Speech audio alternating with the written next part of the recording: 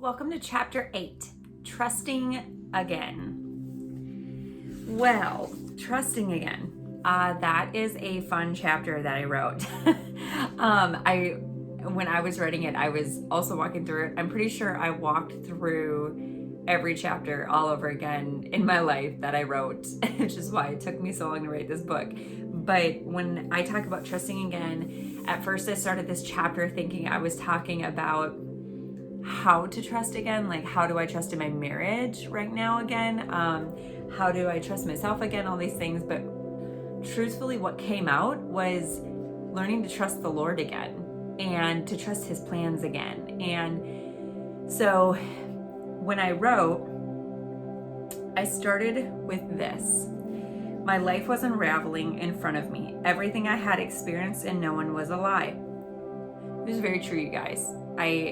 I felt like my whole life was nothing but a lie, because every time I would replay a memory in my head, I would realize that it wasn't true because he was somewhere else, or he was secretly doing something else. And so it was like this lie that just never ended. And it seemed that it was forever long. And the enemy tried to let it go all the way back to the beginning, to, oh, your relationship with God is a lie.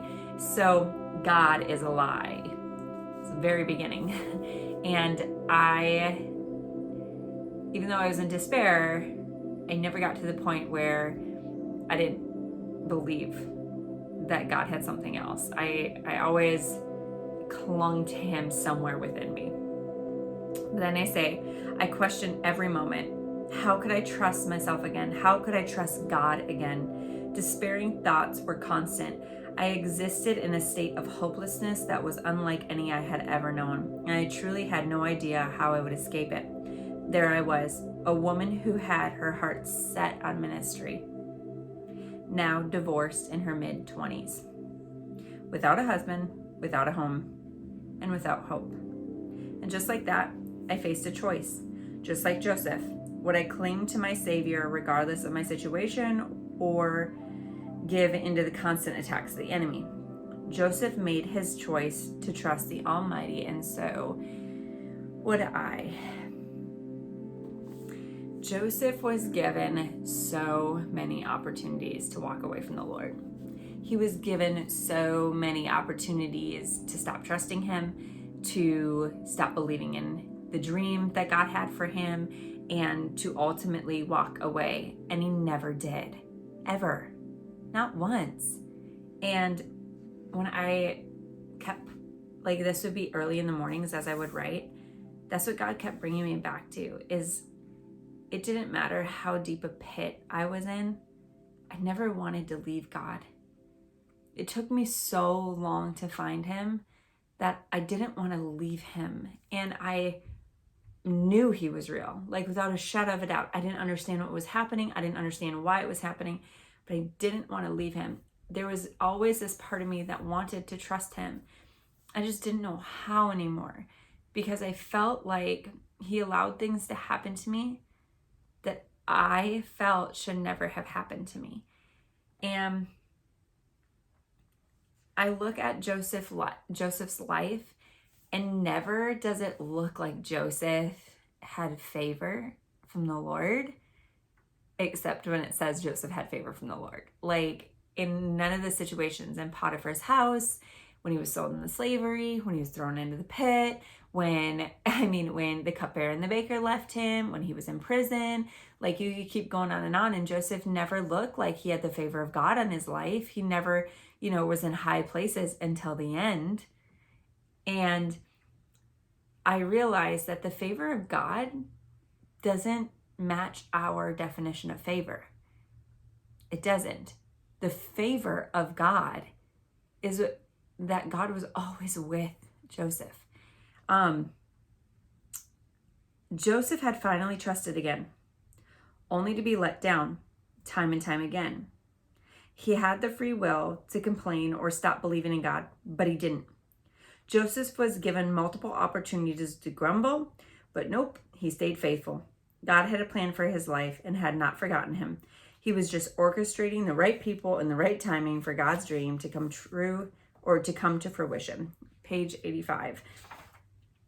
The Lord's favor on Joseph looked mightily different than Joseph may have thought the Lord's favor was, but even when he was in Potiphar's house, Potiphar was blessed. His whole household was blessed. Even when he was in prison, Joseph had favor with the prison guard and was blessed. Everything he did, the Lord, when he was faithful to the Lord in hard circumstances and situations, God still gave him that favor. And that favor was within the hard situation that he had. And a lot of it played into Joseph's attitude. And Joseph didn't give up on God. He always believed. And our situations and circumstances are not going to always look like favor, but within the hard situation and place that we are in, if we can continue to trust the Lord, regardless if you feel it, and you can make a daily decision, I'm trusting you. I don't know how to do that. I don't know what I'm going to do or how that looks, but I'm choosing it and I'm saying it out loud to you. I trust you, God. I trust you. I don't feel it. You can tell him that, because your feelings don't always match exactly what your spirit is supposed to be doing. And so I say that moving forward, because you can't have a relationship with the Lord if it's void of trust. You can't have a worldly relationship void of trust. Your trust may have been broken, but was it God who broke it? Or was it somebody else in the situation in which was broken within you? Because has God broken his promises to you? I thought he did. I thought my covenant was a promise. I thought God broke my promise. And so I had to work that out with him. And eventually he showed me and he helped me walk through that. The Lord's favor does not always look like protection from getting hurt. That's hard. I always thought that when I served the Lord, yes, people get martyred. Yes, people get hurt. Yes, when you're stating, I love Jesus and it's illegal, that's something that is a big deal and you can die for that. That's the type of things I thought of when I thought people gave their life for Christ. And when I thought about in the Bible, it talks about that. And then in this day and age in other countries, sometimes that happens, and a lot of times that happens. And that's how I thought about, my life maybe not turning out the way I thought, or not knowing how to trust the Lord. But those people trust the Lord and they gave their life for him. Well, I wasn't giving my life, so I should absolutely trust him, But I didn't think that the favor of the Lord and my life was going to look like I lost all hope and my life felt like it was in shambles and that there was no recovery. I didn't think God favored me. I didn't think I was anointed anymore. I didn't think that God covered me. I didn't think that he walked with me in front of me. I felt very abandoned. I felt very hurt. And those are things that I had to talk to Jesus about. I had to come to him and say, this is why I feel like I don't trust you, because this happened to me. This happened to me. Why did you allow this to happen to me? Why, if you foreknew everything and you knew this was coming and I serve you, why did you let that happen? And I listened. And it wasn't for a long time that I understood. And some days, I still don't fully get it. Truth. But then I just open my eyes and I look around.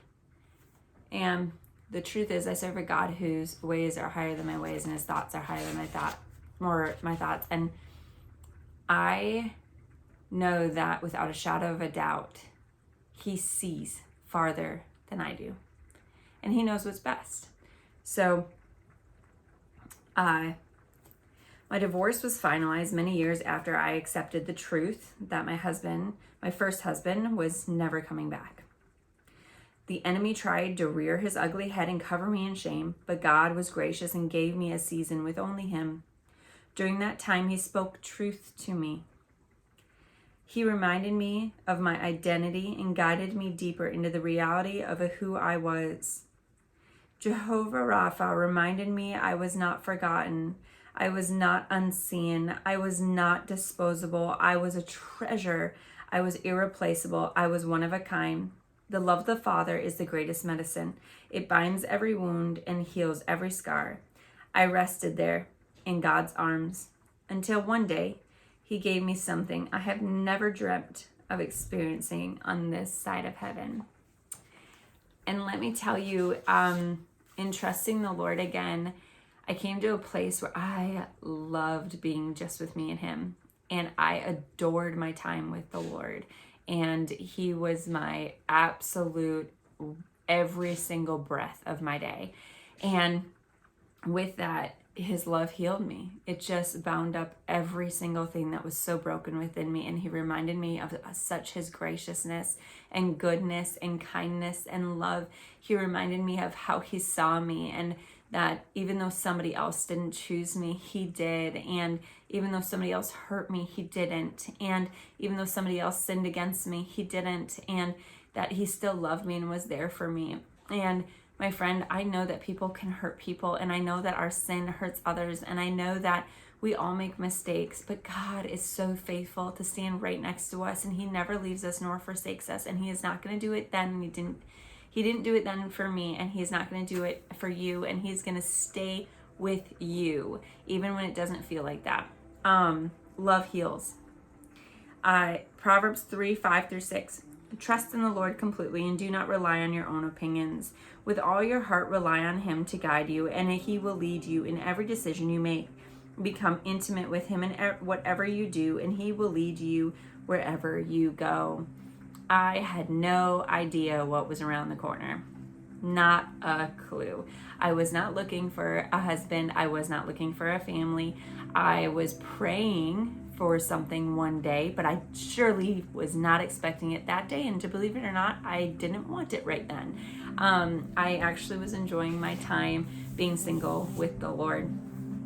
And God had other plans. He had a different timeline than me, because he knew that when he brought Skylar into my life would change so drastically, so quickly, and it would bring a wholeness and a healing to me that I myself had never experienced. So he knows what's best, he knows what's coming, and he sees our future when we don't. So I know that it's hard possibly to trust him again, but I encourage you to make sure to talk with him, because it's in the quiet moments with just him he's going to show you the truth. The questions. Number 1, do you trust the Lord? Why or why not? Do not fake this. Be fully honest. Like I've said before, write it all out. Please get it out on paper. Please, please, please be honest before you and before God. And if you think you trust God and all of a sudden you realize that there are areas that you don't, talk to him about it. Write it down. 2, what does God's favor look like in your life? God does favor his children. So ask him and look around. What is the favor in your life? 3, who are you learning to trust again? Yourself, God, another person, more than one? Is it all of them? Mine was all of them. I didn't know how to trust myself, didn't know how to trust God, didn't know how to trust others. So I had a whole lot of trust issues. And God was so faithful to help me through each of them individually, not all at once, because that was an overload. So he might do the same for you. It might just be one thing. And number 4, what are some practical ways you can try to rebuild trust? For me, I journaled. I would give him things in my life that I had taken, and I would try and give them back. My time. I had to trust him with my time again. I had to learn to trust him in my relationships again. I had to learn to trust him in my decisions again. I learned to ask him about everything in my life and to go in which way he led me. So I know that our Lord is trustworthy, and I hope that as you continue to walk out your healing, you remember that he is as well.